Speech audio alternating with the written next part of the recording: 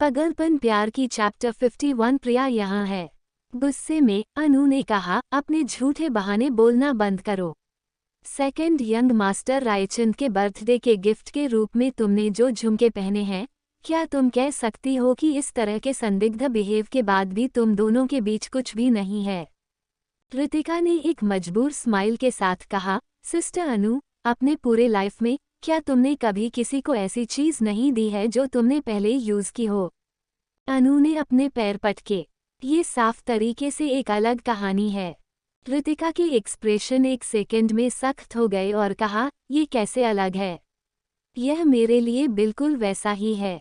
फर्क सिर्फ इतना है कि कोई जबरदस्ती बकवास करने की कोशिश कर रहा है जैसे कि मेरे और सेकंड यंग मास्टर रायचंद के बीच कुछ गलत है। जिसके पास अपने कुत्ते को पीटने का मन है, उसे आसानी से एक छड़ी मिल जाएगी।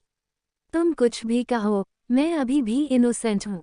अनु आगे जवाब देने के लिए तैयार थी, लेकिन काव्या ने उसे एक नज़र से रुकने का इशारा किया। सेकंड युवा मास्टर रायचंद सिटी में बुरी संगति के लिए जाने जाते हैं। उसके साथ बातचीत करते हुए इसमें कोई आश्चर्य की बात नहीं है कि तुम्हारे बारे में ऐसी गंदी खबरें अखबारों में हैं।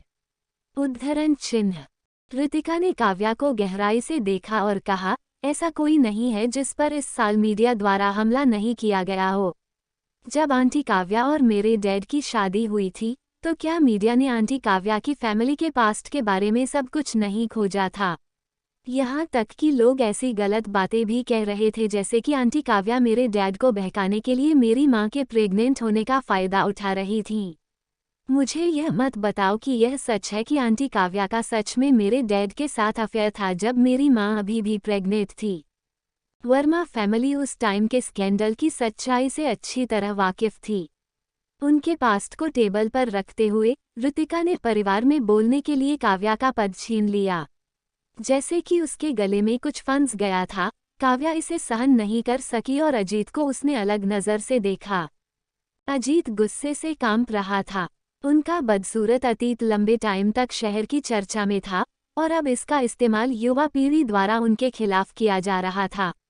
उसका घमंड इतना बड़ा आघात सहन नहीं कर सका और वह अपमान से गुस्सा हो उठा। अरे शैतान, क्या बकवास कर रही हो? वह अचानक ओल्ड मिस्टर वर्मा की ओर मुड़ा और कहा, डैड, हमें अब रितिका को फॉरेन भेजने की जल्दी करनी चाहिए जब उसकी खबर को ज़्यादा उड़ाया नहीं गया है। इस तरह रयुमा और गपशप जल्दी से कम हो जाएगी। उद्धरण चिन्ह। रितिका ने अजीत को नज़रअंदाज कर दिया। ये नेचुरल है कि मीडिया की नज़र मुझ पर है क्योंकि मैं अभी वर्मा फैमिली में लौटी हूँ। ये भी आश्चर्य की बात नहीं है कि वे मेरी वापसी का उपयोग ब्रेकिंग न्यूज बनाने के लिए करेंगे। डैड और आंटी काव्या मुझ पर सब कुछ आरोप लगाते हैं, बस इतनी छोटी सी बात के कारण मैं इसका बोझ नहीं उठा सकती। उस टाइम आप दोनों ने रयुमा और गपशप की वजह से डाइवर्स नहीं लिया था। फिर भी आप इस तरह के तुच्छ और बेमतलब के आरोपों के बेस पर मुझे फॉरेन भेजने की कोशिश कर रहे हैं। पापा, आंटी काव्या, क्या आप लोग ओवररिएक्ट नहीं कर रहे हो?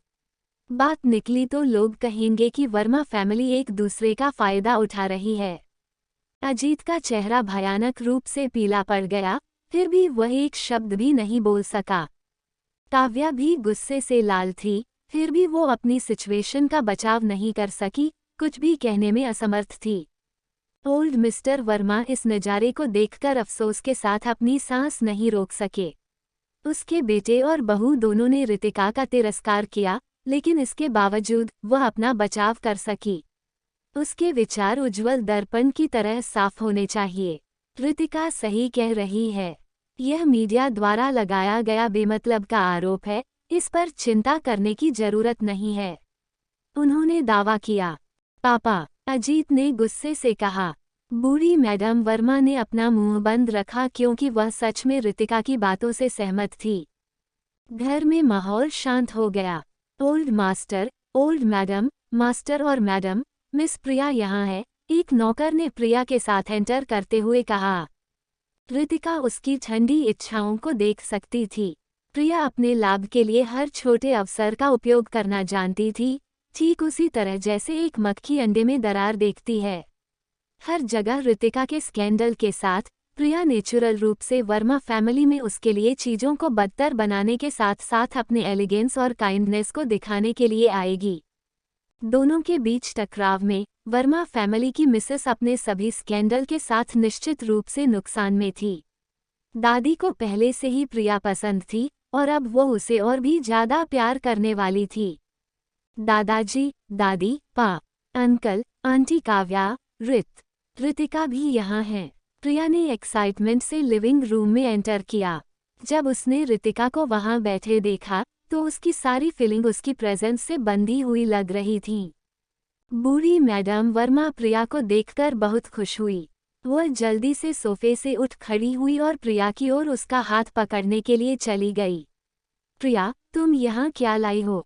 प्रिया ने आराम से बूढ़ी मैडम वर्मा की बाहों को पकड़ लिया और धीरे से कहा, दादी, मैंने न्यूज में खबर देखी और आपके और दादाजी के बारे में चिंतित थी, इसलिए मैं यहाँ स्पेशली रूप से आपसे मिलने आई हूँ।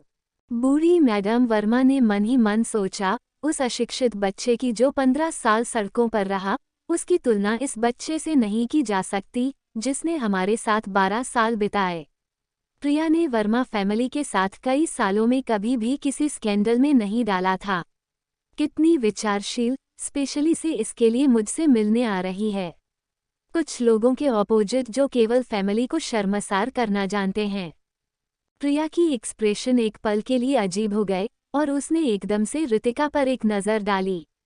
उसने जल्दी से टॉपिक बदल दिया, दादी, आप कैसी हैं? ओल्ड मैडम वर्मा ने प्यार से कहा, हमेशा की तरह ही। लेकिन जब से आप गए हैं, मेरी छाती की मालिश करने में मेरी मदद करने वाला कोई नहीं है, इसलिए मेरी छाती हमेशा तंग और अनकंफर्टेबल महसूस करती है। दादी, अगर आपको कोई आपत्ति नहीं है तो मैं फ्यूचर में हमेशा आपकी छाती की मालिश करने के लिए आपके पास आ सकती हूँ, प्रिया ने आगे कहा। बूढ़ी मैडम वर्मा खुशी से रो पड़ी, यह अद्भुत होगा। इस तरह दादी आपको अक्सर देख सकती हैं। ओल्ड मिस्टर वर्मा ने ओल्ड मैडम वर्मा की ओर देखा और कहा, प्रिया अब जैन फैमिली की बेटी है, उसे अपने दादा और दादी के साथ रहने की जरूरत है और साथ ही साथ उनका बच्ची भी होनी चाहिए। आप इसे कैसे कहेंगे? अगर बात निकल गई तो लोग हम पर दूसरे लोगों की बेटी को ले जाने का आरोप लगाएंगे। उद्धरण चिन्ह। ओल्ड मैडम वर्मा के एक्सप्रेशन सख्त हो गए। वह अपने मन की बात कह रही थी और इस पर विचार भी नहीं कर रही थी। मुझे प्रिया पसंद है लेकिन मैं उसे अक्सर देख भी नहीं पाती। वह अभी भी 12 साल तक मेरी तरफ से पाली गई था, मैं इस रिश्ते को कैसे काट सकती हूँ? उद्धरण चिन्ह। काव्या ने रितिका को एक अलग लुक दिया और एक मुस्कान को वापस पकड़ने की कोशिश की। डैड, माँ सही कह रही है। हालांकि प्रिया अब वर्मा फैमिली की संतान नहीं है, लेकिन दिल का रिश्ता खून से अधिक गाढ़ा है। पिछले 12 साल के इस बंधन को इतनी आसानी से नहीं काटा जा सकता। अनु प्रिया के पास बैठकर और भी अधिक खुश थी। सिस्टर प्रिया को यहाँ बार बार आना पड़ता है, नहीं तो मैं तुम्हें याद करूंगी। अजीत ने गर्मजोशी से कहा, आपको अपनी दादी से अक्सर मिलने आना होगा या वह हर दिन आपके बारे में बात करना बंद नहीं करेगी। प्रिया ने आंसू बहाए, उसके क्रिस्टल जैसे आंसू उसकी आंखों में चमक उठे। उसने गिरने से इनकार कर दिया। मैं काफ़ी बिजी हूँ, इतने दिनों से आपसे मिलने नहीं आ रही, मैंने आपको परेशान कर दिया है, दादी। बूढ़े मिस्टर वर्मा ने रितिका की ओर देखा, केवल उसे अपनी तरफ से चुपचाप बैठे हुए देखने के लिए। बुढ़िया और प्रिया के बीच के प्यार भरे रिश्ते को देखते हुए विचार में खो गए।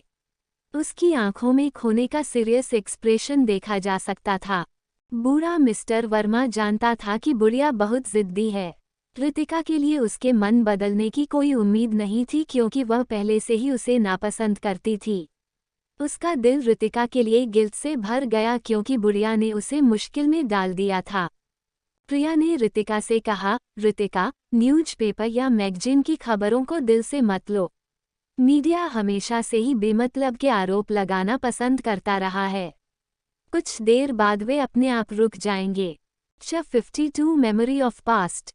रितिका ने प्रिया का सामना एक मजबूर स्माइल के साथ किया।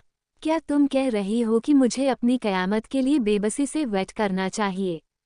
रितिका ने प्रिया का सामना एक मजबूर स्माइल के साथ किया। क्या तुम कह रही हो कि मुझे अपनी कयामत के लिए बेबसी से वेट करना चाहिए? प्रिया ने अपनी निगाहें पीछे हटाईं और उसके साथ हो रहे अन्याय की नज़र से कहा, मेरा मतलब यह नहीं था। मैं बस यही सोचती हूँ कि अगर तुम सच में इनोसेंट हो, तो सच्चाई की जीत होगी। उस बेबुनियाद खबर पर अपनी मेहनत बर्बाद करने की जरूरत नहीं है। वाह, उस 180 डिग्री के रवैये में बदलाव को देखिए। कृतिका ने एक हरकत की और जोर से सोचा। मुझे लगता है कि तुम सही हो। इस टाइम मैं बहुत कुछ नहीं कर सकती।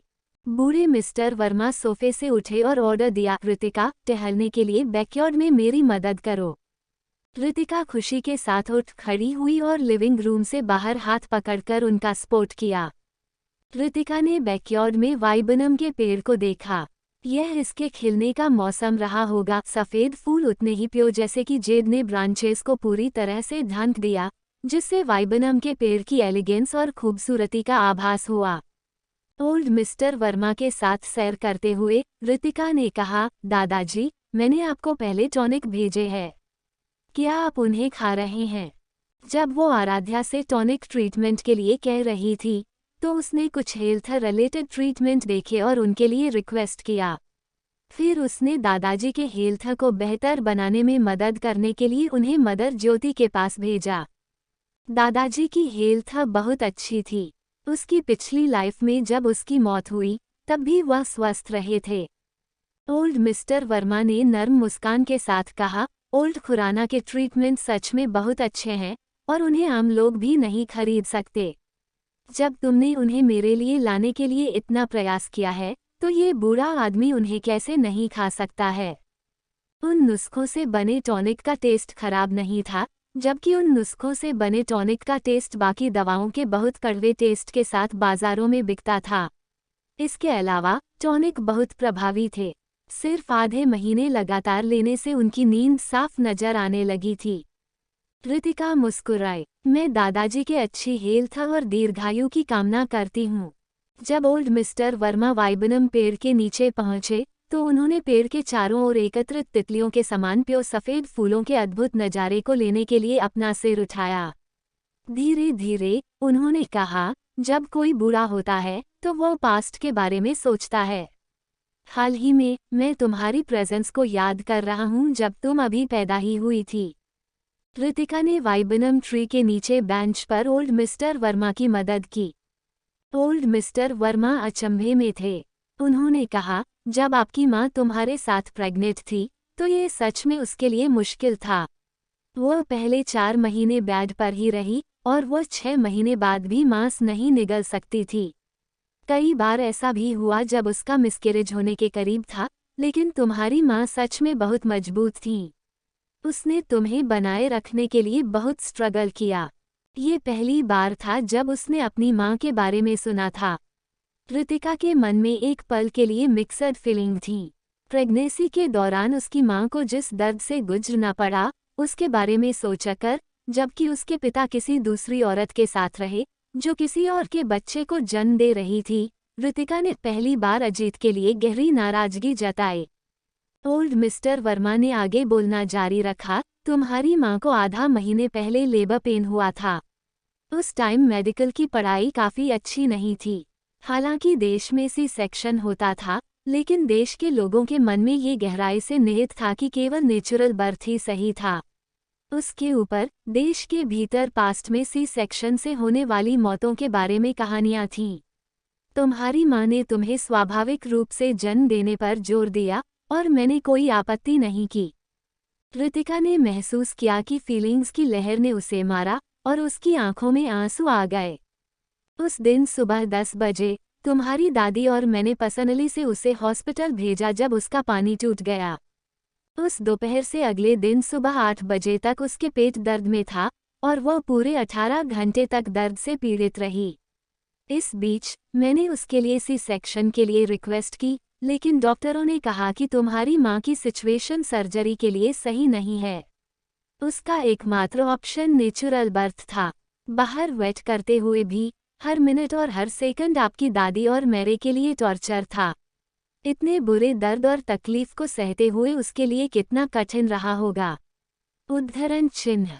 उसके चेहरे से आंसू छलक पड़े, लेकिन ऋतिका ने एक भी आवाज निकालने से इनकार करते हुए अपने होठों को एक साथ कसकर दबाया। ओल्ड मिस्टर वर्मा ने गहरी आह भरी। तुम्हारी माँ ने तुम्हें जन्म देने के लिए बहुत स्ट्रगल किया। इसके बाद वह सीरियस सिचुएशन में चली गई। उसका बहुत खून बह रहा था लेकिन उसे कोई रोक नहीं सकता था। डॉक्टर उसे इमरजेंसी रूम में भेजना चाहते थे, लेकिन उसने मना कर दिया और आपको एक मुट्ठी दूध पिलाने पर जोर दिया, ये कहते हुए कि माँ के ब्रेस्ट का दूध पीने के बाद ही बच्चा बड़ा होकर स्वस्थ हो सकता है। उस टाइम मैंने उसे उस लेबर रूम में तुम्हें स्तनपान कराने के लिए अपनी आखिरी सांस तक पकड़ते हुए देखा था। जब तुम खाना खा चुके थे तो एक नर्स तुम्हें ले गई क्योंकि तुम्हें माँ को डर था कि उस पर से बदबू तुम्हारे लिए अशुभ होगी। मुझे अब भी याद है कि जब तक नर्स ले जा रही थी तब तक तुम कैसे रोई थी जब तक तुम्हारा चेहरा सफ़ेद नहीं हो गया। कोई बात नहीं, कोई भी तुम्हें शांत नहीं कर सकता था और तुम लगातार आधे घंटे तक रोती रही। ऋतिका को अपनी पिछली लाइफ के बारे में अचानक याद आया, ज़्यादा शराब पीना, लड़ाई झगड़ा करना, परेशानी पैदा करना, ड्रग्स लेना और उसके लिए हर किसी की नफरत। काव्या ने उसकी मौत से पहले उससे कहे गए शब्दों को याद करते हुए कहा, वह सच में अपनी माँ की लाइफ की एकमात्र भूल थी। वह पिछली लाइफ की अपनी माँ का सामना कैसे कर सकती है, जिसने सबसे महान मातृ प्रेम से अपने जीवन का संघर्ष और बलिदान किया। अपनी पिछली लाइफ में उसने न केवल खुद को बल्कि अपनी माँ को भी निराश किया। ओल्ड मिस्टर वर्मा ने गीली आंखों से उसका हाथ पकड़ा और जारी रखा, मुझे वह दिन अब भी याद है। जब तुम्हारी माँ ने तुम्हें अपना आखिरी दूध पिलाया तो उसने मेरा हाथ इतनी कसकर पकड़ लिया कि उसके नाखून मेरे मांस में घुस गए और तुम्हें मेरी देखभाल में सौंप दिया। उस टाइम मैंने उससे वादा किया था और एक वादा भी किया था, लेकिन ओल्ड मिस्टर वर्मा ने गीली आंखों से उसका हाथ पकड़ा और जारी रखा, मुझे वह दिन अब भी याद है।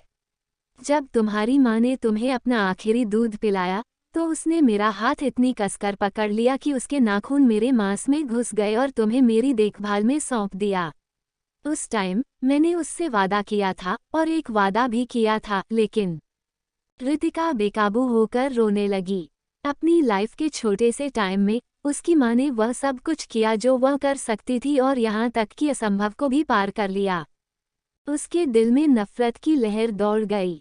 जब माँ उसे ले जा रही थी, अजीत दूसरी औरत के पास रुका था।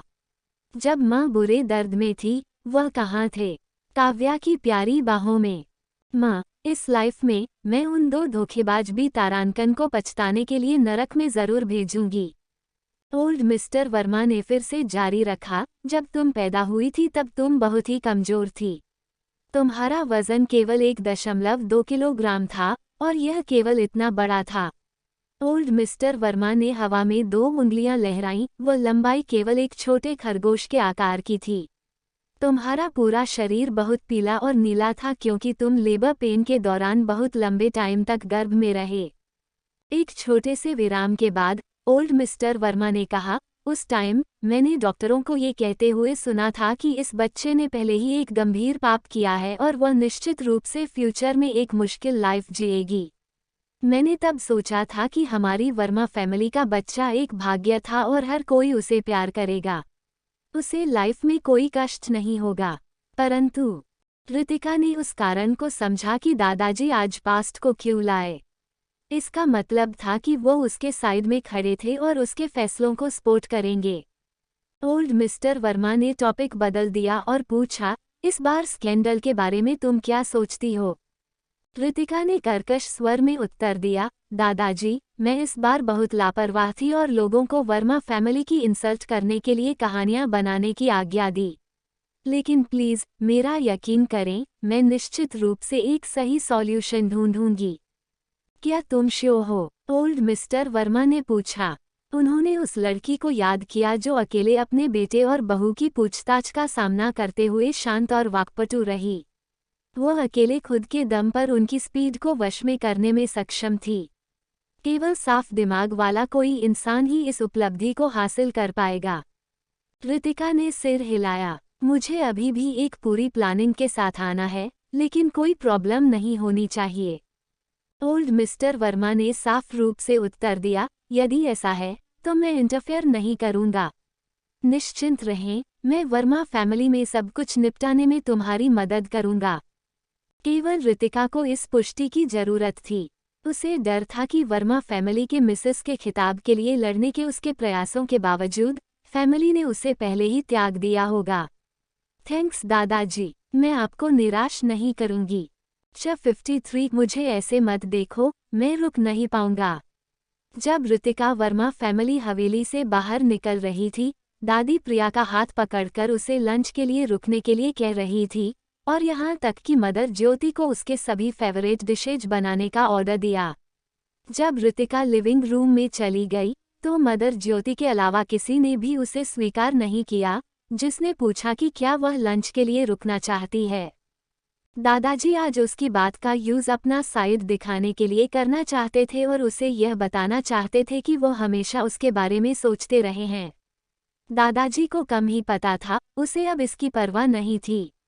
जैसे उनकी आज की बात ने उन्हें कोई कृतज्ञता का अनुभव नहीं कराया, बल्कि इसने एकमात्र जंजीर छीन ली जो उसे वर्मा फैमिली से बांध रही थी। किसी दिन वह अपना सब कुछ वापस ले लेगी। किसी दिन उसे वह सब कुछ वापस मिल जाएगा जो उन्होंने उसे और उसकी मां को दिया था। किसी दिन उसे वह सब कुछ वापस मिल जाएगा जो उन्होंने उसे और उसकी मां को दिया था। पुरानी वर्मा हवेली से बाहर निकलने के बाद उसने महसूस किया कि गेट पर वेट करने वाला इंसान अंकल किशन नहीं, बल्कि रेयान था।